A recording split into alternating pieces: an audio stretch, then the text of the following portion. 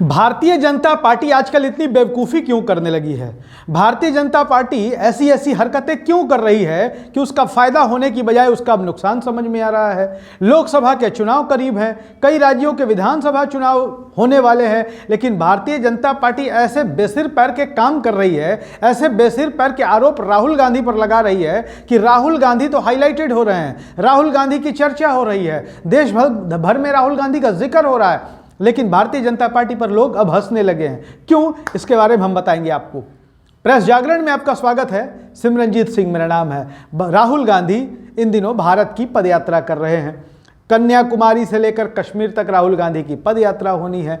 और ऐसी स्थिति में जब देश की मीडिया का चरित्र, मीडिया का स्वभाव आपसे छुपा हुआ नहीं है, देश की मीडिया पूरी तरीके से नरेंद्र मोदी के गोद में बैठ चुकी है, बीजेपी आरएसएस की गोदी में बैठ चुकी है। विपक्ष की खबरों को दिखाया नहीं जाता, खबरें दिखाई भी जाती हैं तो ऐसी विपक्ष की खबरें दिखाई जाती है जिससे बीजेपी को फायदा हो सके, जैसे केजरीवाल को आगे करके दिखाना खबरें। खैर, हम बात कर रहे थे भारतीय जनता पार्टी की। तो भारतीय जनता पार्टी उस राहुल गांधी की पदयात्रा को, जिसे कोई मीडिया सीरियस लेने को तैयार नहीं था, भारतीय जनता पार्टी भी बार बार कहती थी कि हम तो राहुल गांधी को सीरियस लेते ही नहीं।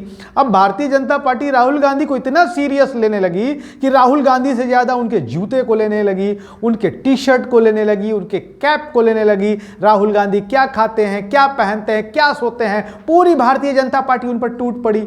अब जिस भारत जोड़ो पदयात्रा को मीडिया को तरजीह नहीं देनी थी, मीडिया उसे तरजीह दे रहा है। मीडिया भारत जोड़ो पदयात्रा की खबरें दिखा रहा है। टीवी खोलिए, मोबाइल खोलिए तो उसमें राहुल गांधी दिखाई दे रहे हैं। और दिखाई क्यों दे रहे हैं? क्योंकि भारतीय जनता पार्टी लगातार इस पर चर्चा कर रही है। अब हम आपको बता दें कि राहुल गांधी को पब्लिसिटी देने से सिर्फ बीजेपी को नुकसान हो रहा है और राहुल गांधी को ही फायदा हो रहा है। राहुल गांधी दक्षिण भारत की यात्रा पर है और यात्रा के क्रम में हो रहा है ये कि जो सामाजिक संगठन, स्वयंसेवी संगठन, एनजीओ, सिविल सोसाइटी हमेशा कांग्रेस और राहुल गांधी के विरोध में रहती थी, अब वो राहुल गांधी की यात्रा में साथ साथ चल रहे हैं। राहुल गांधी की यात्रा में जो भीड़ उमड़ रही है उसे देख करके शायद बीजेपी हैरान है, परेशान है, या हो सकता है बौखलाहट में भी है। अब इस बौखलाहट का हम आपको सबूत दे देते हैं।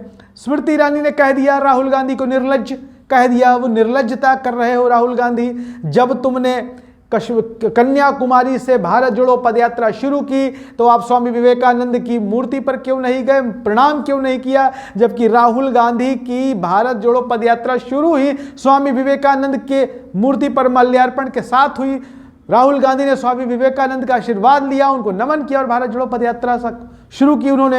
अब तो जैसे ही पोल खुली स्मृति ईरानी तो बुरी तरह ट्रोल हुई, जो बेइज्जती हुई, जो भारतीय जनता पार्टी अपनी थू करा रही है, राहुल गांधी की जय जयकार हो रही है। लोकसभा चुनाव बगल में है, अब बीजेपी क्या करती है ये देखने वाली बात होगी, लेकिन राहुल गांधी की तो अभी बल्ले बल्ले नजर आ रही है। इसे चुनाव परिणामों से नहीं आंका जाना चाहिए, लेकिन राहुल गांधी की स्वीकार्यता बढ़ रही है, ये स्वीकार करना पड़ेगा।